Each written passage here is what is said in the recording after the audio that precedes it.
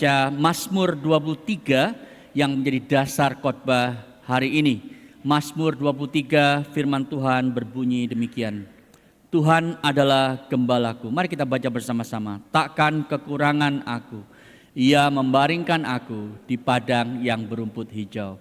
Ia membimbingku di air yang tenang. Ia menyegarkan jiwaku. Ia menuntun aku di jalan yang benar oleh karena namanya. Sekalipun aku berjalan dalam lembah kekelaman, aku tidak takut bahaya, sebab Engkau besertaku. Gadamu dan tongkatmu, itulah yang menghibur aku. Engkau menyediakan hidangan bagiku di hadapan lawanku. Engkau mengurapi kepalaku dengan minyak, pialaku penuh melimpah. Kebajikan dan kemurahan belaka akan mengikuti aku seumur hidupku. Dan aku akan diam dalam rumah Tuhan sepanjang masa. Puji Tuhan, demikian firman-Nya, silakan duduk.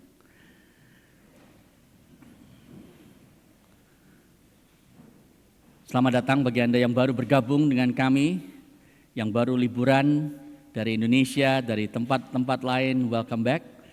Kita ada dalam seri khotbah A Shepherded Life dari Mazmur 23 yang kita lihat secara perlahan setiap ayat, bahkan setiap kata. Dan doa saya dari seri ini adalah Anda merasakan dan mengalami apa itu hidup yang digembalakan oleh Tuhan sendiri.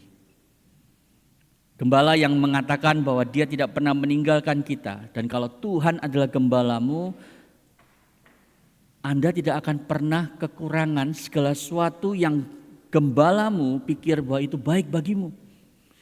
Itu yang dimaksud oleh Daud. Bukan hanya air yang tenang dan padang yang berumput hijau, tetapi juga kita membutuhkan lembah kekelaman. Jalan yang benar yang Dia ajak kita untuk lalui demi namanya, demi reputasinya, itu akan membawa kita untuk semakin serupa Kristus. Jalan yang dipenuhi dengan kasih, sukacita, damai sejahtera, kebaikan, kesetiaan, kemurahan, dan penguasaan diri. Nah, hari ini kita akan melihat, saudara, ayat yang keempat secara khusus. Sekalipun aku berjalan di dalam lembah kekelaman, aku tidak takut bahaya sebab Engkau besertaku. Itu yang akan kita fokuskan, ayat 4a. Minggu depan kita lihat ayat 4b, ya. Tapi saya ingin memulai, saudara, dengan menunjukkan kepada Anda sebuah internet memes yang mungkin sudah beredar beberapa tahun. Siapa yang dari Anda pernah lihat ini? Enggak pernah ya? Cuman beberapa orang karena jarang lihat internet dan sosial media. Saya tahu kok. Saudara, mungkin Anda pernah ya, saya beberapa kali di feed saya muncul. Ini gambar seekor kucing ya di hadapan anjing German Shepherd yang mean looking gitu ya, tapi dia santai berjalan. Yang satu lagi ayam, saudara, di hadapan sebuah restoran ayam yang terkenal. Lalu ada tagline-nya di sana, sekalipun aku berjalan dalam lembah kekelaman, aku tidak takut bahaya gitu ya. Nah, saudara, ini lucu ya, tapi metafornya jadi kacau karena mestinya yang asli domba, lalu dijadiin kucing, lalu dijadiin ayam, sekarang kita bingung. Tapi ada satu yang salah dengan metafora ini. Saudara tahu apa yang salah? Gembalanya nggak ada. Ya kan? Kucingnya sendirian, ayamnya sendirian gitu ya. Dan itu hal yang mustahil, yang nggak mungkin, saudara, karena kucingnya akan segera diterkam oleh German Shepherd. Nah, tadi ada yang bilang setelah ibadah satu, enggak, gembalanya ada, itu yang kamerain itu gitu ya. Saudara, kalau gembala kita cuma dari jauh ngamerain kita dan tidak memegang tangan kita, celakalah kita.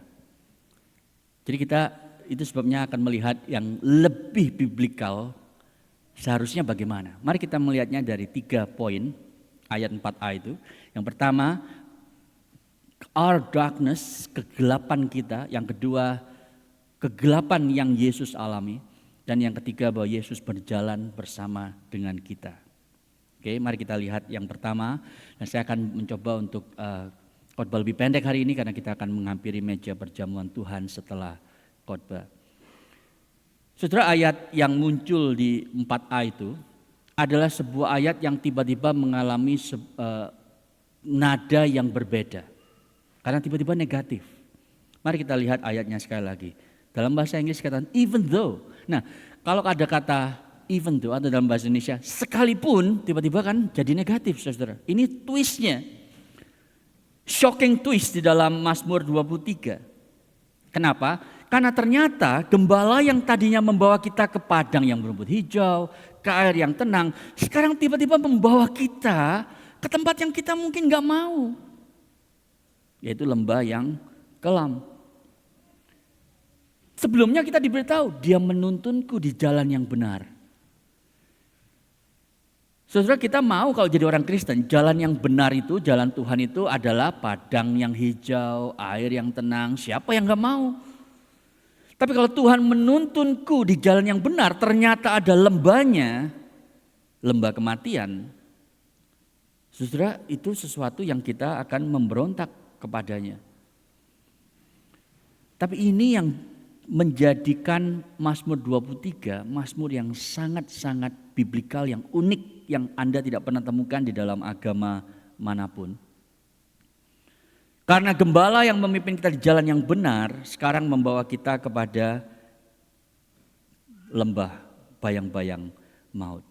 Itu sebabnya satu hal yang Anda dan saya langsung bisa dapatkan dari sini adalah kalau Anda dan saya sedang berada di tempat yang gelap, penderitaan, air mata, saudara, itu bukan kebetulan. Itu bukan terjadi secara random, secara acak. Ya, sial gue. Apes, nasib udah begini. No. Saudara, tidak ada kata apes, sial, nasib di dalam kamus orang Kristen. Tidak ada, buang jauh-jauh. Kenapa saudara? Karena kalau Anda sedang berada di dalam tempat yang gelap, Tuhanlah yang membawa Anda ke sana. Tuhanlah yang memimpin Anda ke sana. Jadi frase shadow of death, lembah bayang-bayang maut atau lembah kekelaman dalam Alkitab bahasa Indonesia. Shadow of death itu bisa diartikan di dalam bahasa Ibraninya dengan satu kata, yaitu kegelapan. Lembah kegelapan. Taunya dari mana? Karena kata yang sama dipakai di banyak ayat lain, khususnya di banyak kitab Ayub, saudara, beberapa kali. Ini salah satu contohnya, Ayub 10 ayat 20 sampai 22. Kata yang sama muncul, diterjemahkan kegelapan. Bukankah hari-hari umurku hanya sedikit? Biarkanlah aku supaya aku dapat bergembira sejenak sebelum aku pergi dan tidak kembali lagi ke negeri yang apa? Gelap dan pekat, kelam pekat. Ke negeri yang gelap gulita, tempat yang kelam pekat dan kacau balau, di mana cahaya terang serupa dengan kegelapan. Saudara, jadi ide kegelapan yang dalam itu bukan hanya soal bayang-bayang maut, bayang-bayang kekelaman, tapi ini bicara soal kematian. Dan kita sedang berjalan, saudara, Anda dan saya, di dalam sebuah perjalanan dari kehangatan kehidupan, kehangatan matahari, kehangatan sentuhan kasih orang-orang yang kita sayangi. Kita berjalan dari semua itu menuju kepada kedinginan tempat yang sangat gelap itu. Saudara, hidup Anda dan saya adalah sebuah perjalanan menuju keterhilangan, betul nggak? Semakin cepat Anda mengakui itu, semakin realistik kita. Hidup kita adalah perjalanan menuju keterhilangan. Anda masih muda, mayoritas dari Anda merasa saya sehat, saya kuat, tidak ada yang bisa menyentuh saya. Saya seperti orang yang tidak mempan oleh peluru manapun. Tapi begitu Anda mulai 40, 50, 60, Anda mulai sadar, kenapa lutut saya kok gampang sakit ya? Kenapa kok saya gampang kesleo dan seterusnya? Itu karena Anda mulai merasakan pengalaman kehilangan kesehatan, kehilangan segala macam indera, 5 indera Anda tiba-tiba tidak tajam, kehilangan orang-orang yang Anda kasihi. Jadi saudara, secara singkat, kegelapan lembah itu adalah soal kematian. Dan para scholars itu memberitahu kita bahwa zaman dulu dengan zaman sekarang itu orang beda sekali melihat kematian. Zaman dulu saudara, atau zaman sekarang dulu ya. Zaman sekarang kita melihat kematian seperti kalau Anda nonton TV medical drama, procedural medical drama itu. Begitu dokternya di ruang operasi, tiba-tiba pasiennya sudah tidak lagi bisa bernafas, langsung dia bilang apa? Time of death 11:41. Maksudnya apa? Kematian sama dengan jantung berhenti berdetak. Itu kematian menurut orang modern. Tapi di zaman dulu saudara, kematian itu adalah sebuah teror. Sebuah kengerian yang sangat violent karena kematian itu casting its long shadows over the living. Dia memberikan bayang-bayang maut itu kepada semua orang yang masih hidup. Saudara, saya bukannya nakut-nakutin, tapi ini ajaran Alkitab saudara. Bahwa dari lahir kita selalu berada di hadapan kematian. Bedanya, kalau Anda dan saya masih hidup, bayangan itu belum melingkupi kita sepenuhnya. Kenapa kita tidak sadar? Karena kita tidak ada di dalam lembah. Kalau kita sedang berada dalam lembah kegelapan, baru kita sadar, iya ya, hidup ini kok rentan sekali ya akan kematian. Nah sampai di sini mungkin ada dari Anda yang bilang, loh saya ini sudah Kristen lama loh ya, kok saya nggak pernah tahu Alkitab mengajarkan ini. Sekarang saya beritahu kalau Anda belum tahu. Di kitab Kejadian saudara, waktu Adam dan Hawa itu jatuh dalam dosa, Allah sudah memperingatkan sebelumnya kan. Di hari engkau memakan buah ini, engkau akan mati. Itu yang Allah katakan. Yang menarik saudara, Adam dan Hawa tidak langsung setelah makan itu ya, buah yang terlarang itu, tiba-tiba langsung drop dead gitu. Enggak, lu masih hidup kok, bisa jalan-jalan gitu ya. Diusir dari Taman Eden bisa keluar dan seterusnya. Mereka enggak mati, betul mereka belum mati secara fisik. Tetapi kematian itu mulai masuk saudara. Belum full, tetapi mulai saat itu perjalanan Adam dan Hawa dan seluruh keturunannya itu sedang berjalan menuju bukan hanya keterhilangan, tetapi kematian. Karena bayang-bayang maut itu sudah masuk ke seluruh ciptaan dan sejak Adam jatuh, kematian itu merajalela di dunia ini. Dan Anda mungkin kalau masih muda secara khusus merasa bahwa oh ini lembah bayang-bayang maut ini ya buat orang yang sudah lanjut usia, buat orang yang menjadi korban dari berbagai macam bencana alam, berbagai macam penyakit gitu, bukan buat saya. Jadi buat orang yang korban tsunami, korban gempa bumi, korban COVID-19, masih ingat ya COVID-19? Ada yang udah lupa? Kejadian yang terjadi tahun 2020, kena kanker dan seterusnya. Oh iya mereka itu ada dalam lembaga kekelaman, tapi saya enggak. Saudara, semua dari Anda dan saya tidak akan pernah kebal dari kematian. Itu sebabnya summary-nya adalah seperti ini saudara. Perjalanan di dalam lembah kekelaman itu tidak dimulai dari beberapa menit sebelum Anda meninggal. No. Perjalanan menuju lembah kekelaman, menuju kematian itu dimulai sejak Anda lahir.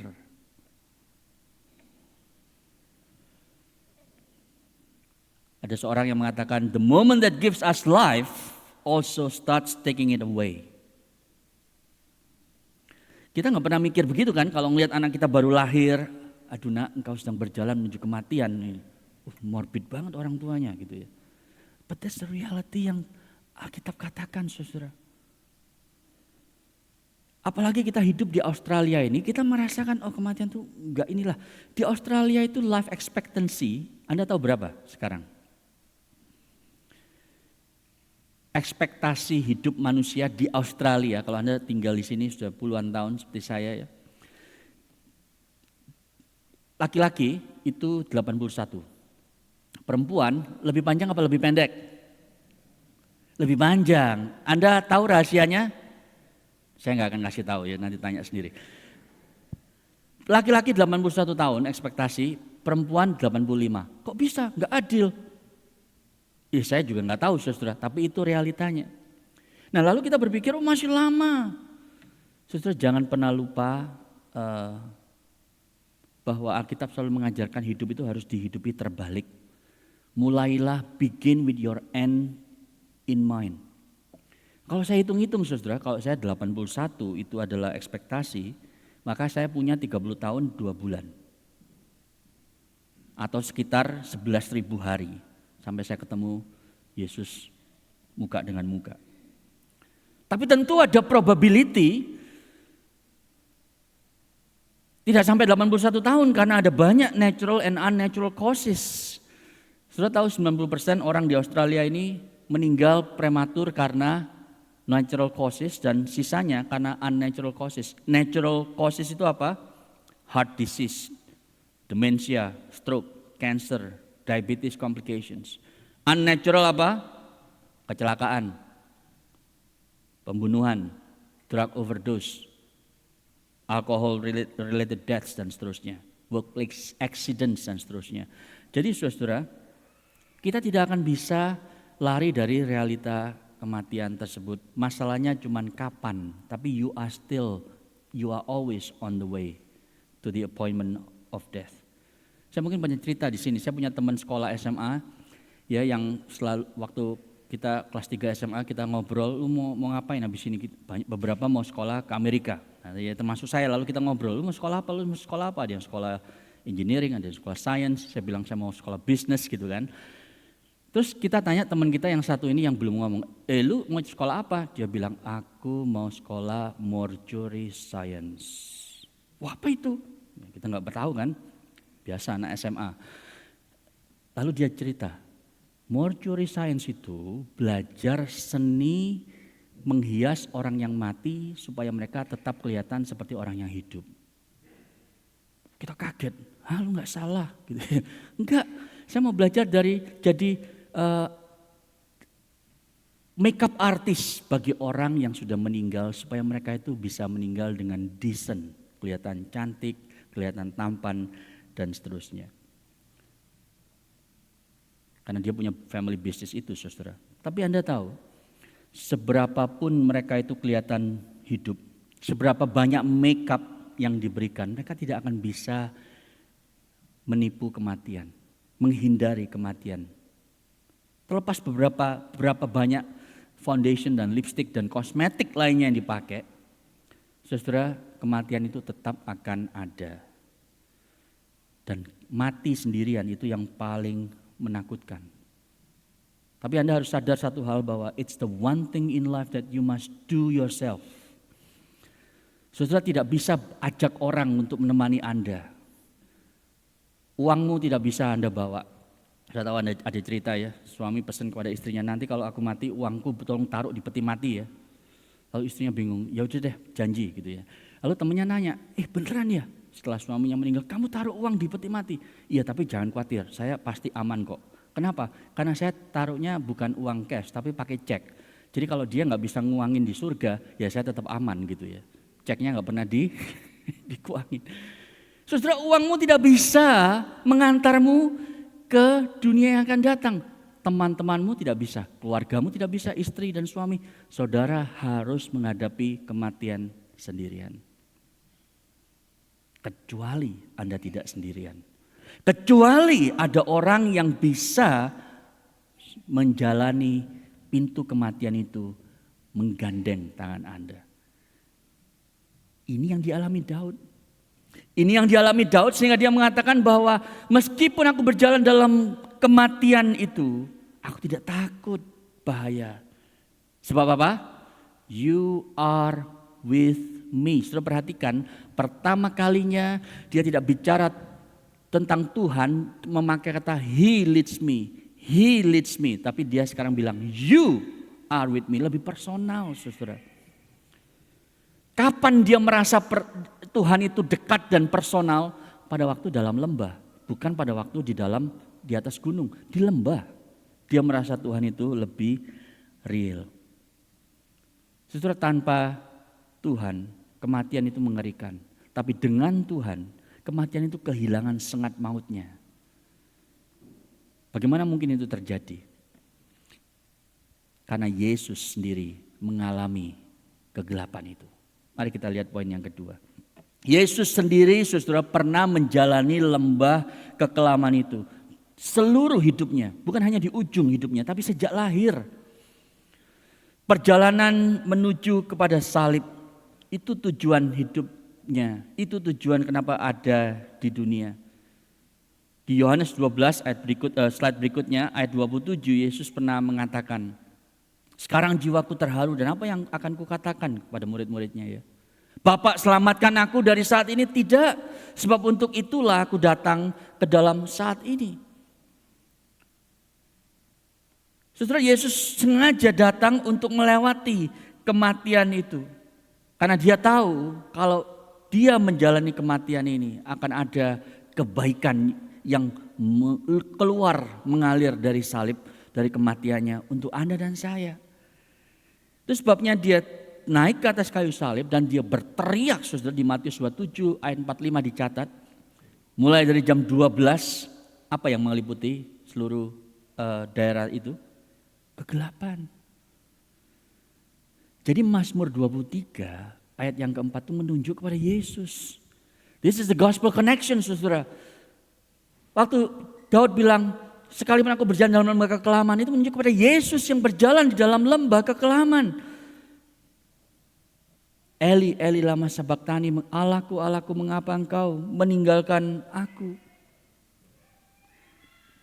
Dan meskipun Daud tidak pernah melihat Yesus disalib, dia pernah mengalami Tuhan Allah itu beserta dengan dia. Saudara dan saya yang sekarang hidup di sisi salib sebelah sini, harusnya Anda lebih punya iman dibanding Daud, karena Anda sudah ngerti sekarang bahwa adalah Yesus yang masuk ke dalam kegelapan, mati bagi kita, sehingga kita bisa berkata seperti Daud, bahkan dengan lebih beriman mestinya, you are with me, engkau besertaku. Saudara, kata di Alkitab itu ya, you are with me, itu adalah intisari Alkitab sebenarnya. Sekalipun aku berjalan dalam lembah kekelaman, aku tidak takut bahaya, sebab engkau besertaku. Engkau besertaku, you are with me. 4 kata ini, saudara, menjadi intisari seluruh Alkitab. Coba Anda lihat ya, dari Kejadian sampai Wahyu. Di Taman Eden Allah berjalan dengan Adam dan Hawa, betul kan? Anda bisa baca itu di Kejadian 3 ayat 8. Di tanah perjanjian Allah tuh hadir di dalam baitnya bagi orang Israel.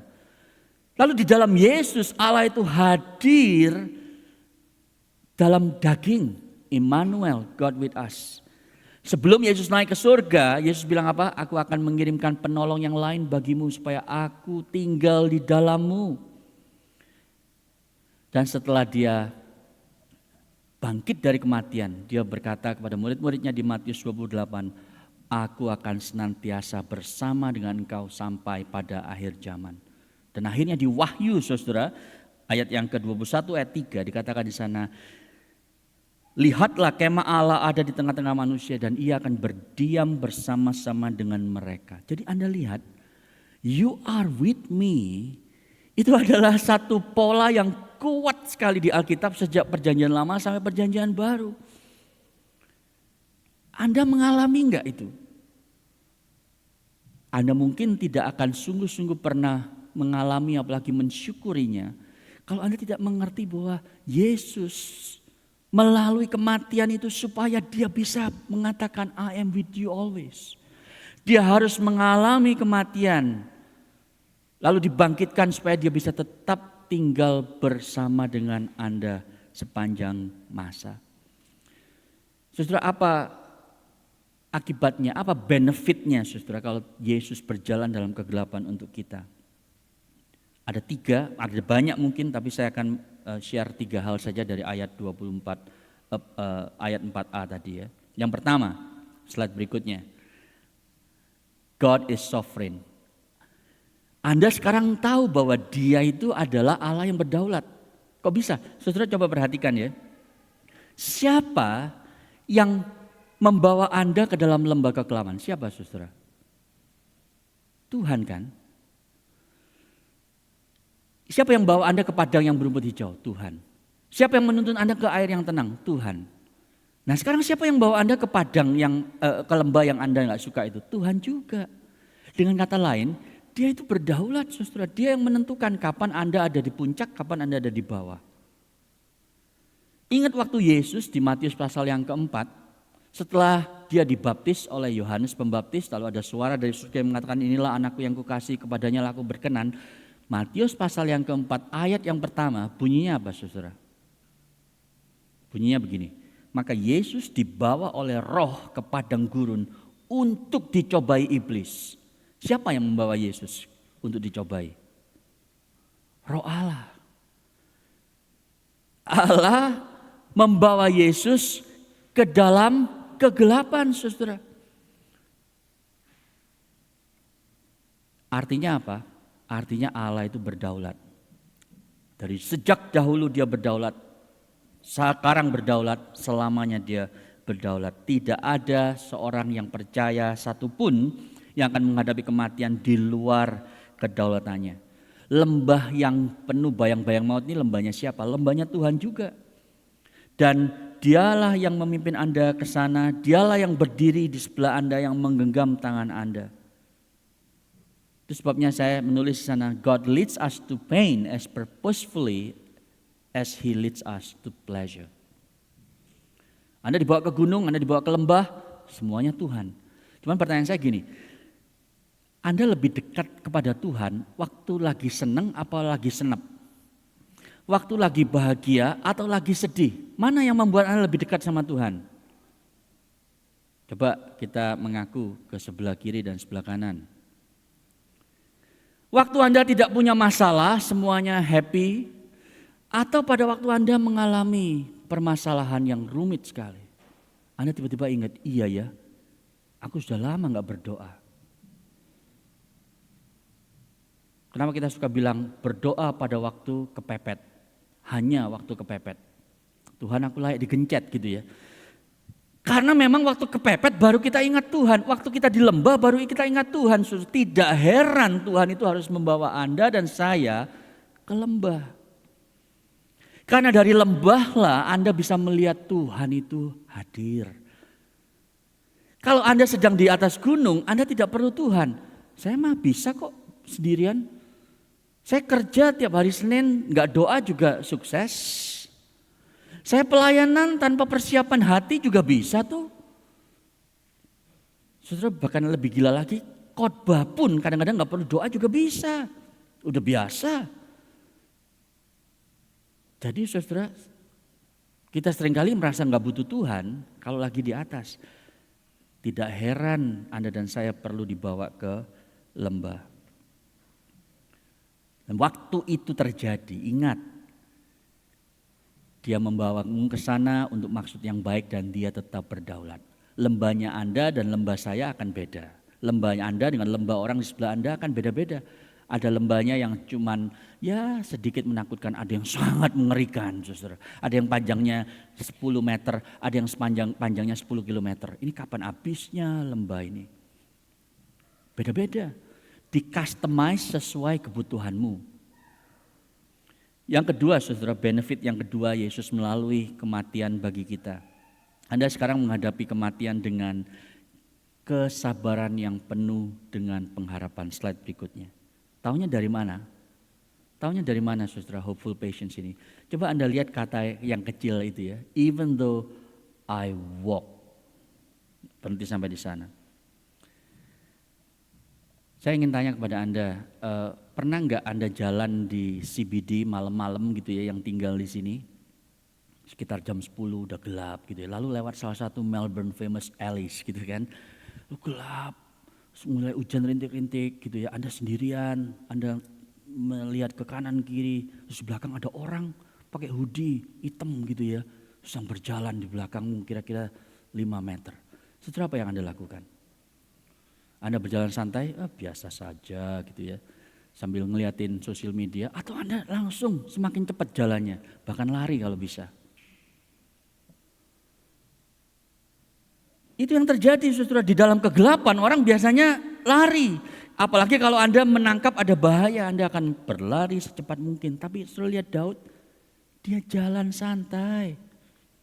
Kenapa dia bisa berjalan santai? Karena ada Tuhan yang berjalan bersama dengan dia. Saudara, orang macam apa sih yang berjalan di dalam kegelapan yang paling pekat? Orang yang tidak punya alasan untuk takut. Kenapa nggak punya alasan untuk takut? Karena dia nggak sendirian.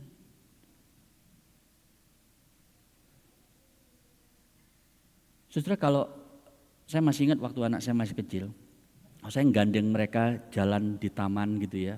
Gandengan saya tidak terlalu erat, saudara. Tapi waktu saya mau nyebrang jalan sama mereka, tangan yang menggenggam erat itu lebih erat lagi tergenggam. Saya ingin tanya, siapa yang berinisiatif untuk menggenggam lebih erat? Anak saya atau saya? Menurut Anda siapa? Bapaknya, ya kan? Karena saya bapak yang baik. Maksud saya gini, anak saya nggak ngerti waktu itu bahwa nyebrang jalan itu bahaya. Tapi saya ngerti, saudara, itu sebab saya menggenggam tangan mereka lebih erat. Kapan? Pada waktu ada bahaya. Saudara, itu yang dilakukan oleh gembalamu. Itu sebab jalanmu tetap santai. Karena genggaman tangan gembala kita itu lebih erat lagi. Benefit yang terakhir, yang ketiga, saudara. Anda sekarang tahu bahwa kegelapan itu bukan segalanya. Taunya dari mana? Dari kata through.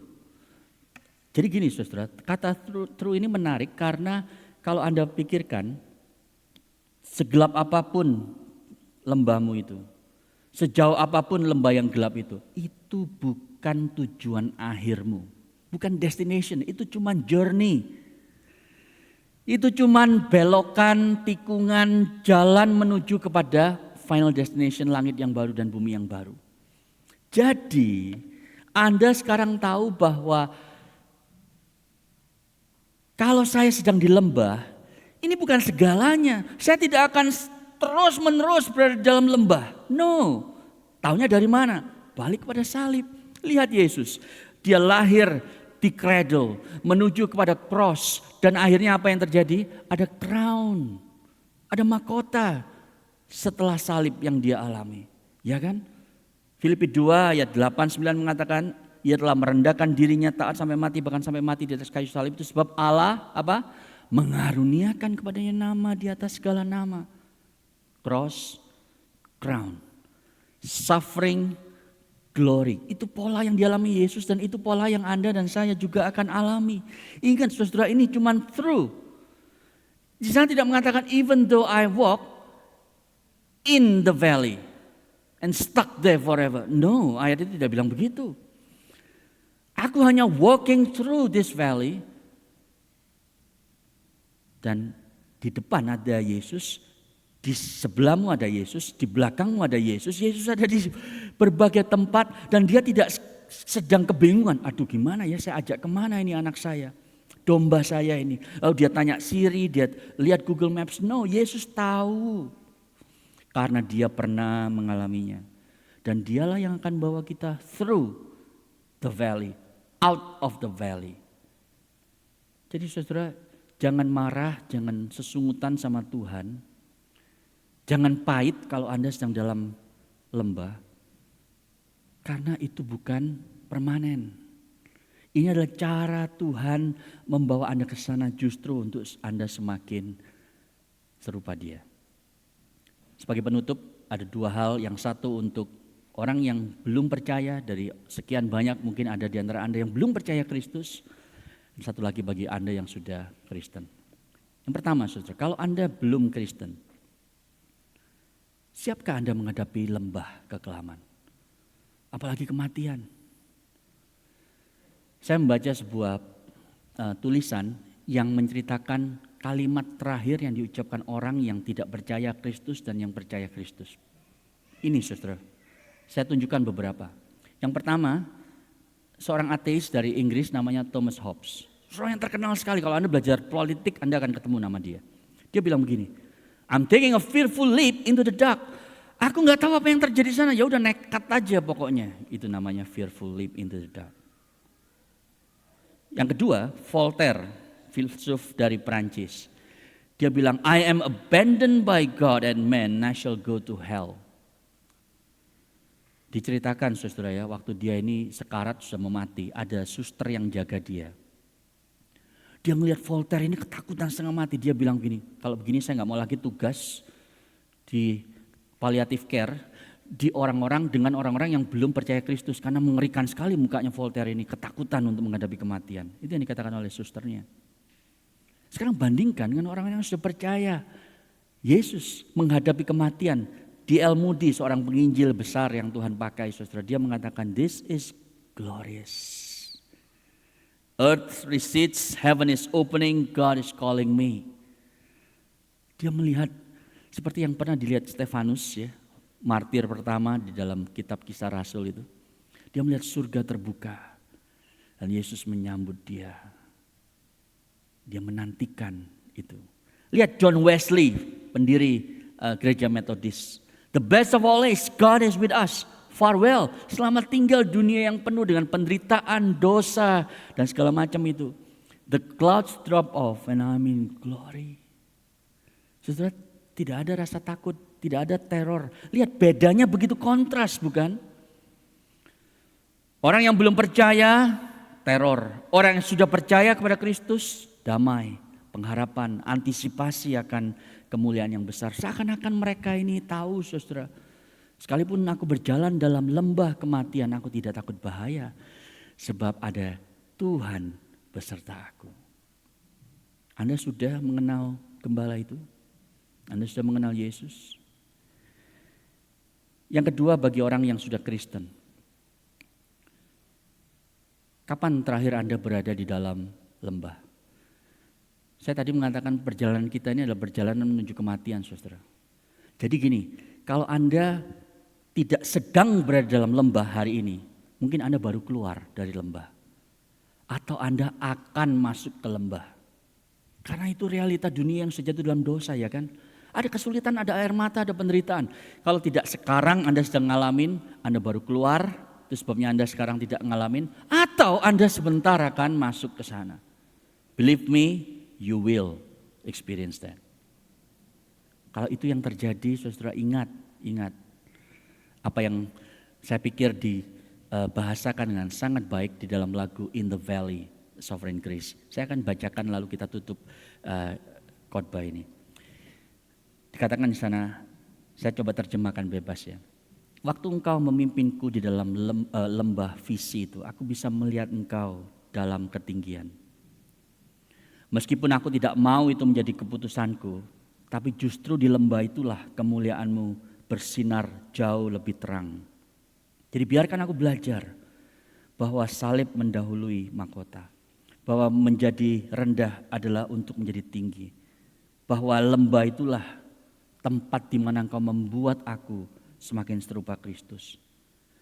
Let me find your glory in the valley." Biarkan aku menemui kasih karuniamu di dalam lembah. Biarlah aku menemui hidupmu dalam kematianku. Biarlah aku menemui sukacitamu di dalam penderitaanku. Kekayaanmu di dalam kebutuhanku. Bahwa engkau dekat di dalam setiap langkah, setiap nafas hidupku. Justru di dalam lembah. Saudara, saya tidak mendoakan Anda masuk ke lembah. Tapi pada waktu itu terjadi, the answer is not if, but when. Pada waktu Anda di dalam lembah. Ingatlah ini, saudara. Ingatlah bahwa lembahnya milik Tuhan. Tuhan yang memimpin Anda ke sana. Dan Tuhan akan membawa Anda untuk keluar dari sana satu kali. Tujuan semua itu adalah tidak lain membuat Anda semakin serupa dengan Kristus. Dan semua itu Anda bisa yakini karena Yesus sendiri pernah menjalani kegelapan itu. Itu yang akan kita rayakan sebentar lagi. Mari kita tunduk kepala, kita berdoa.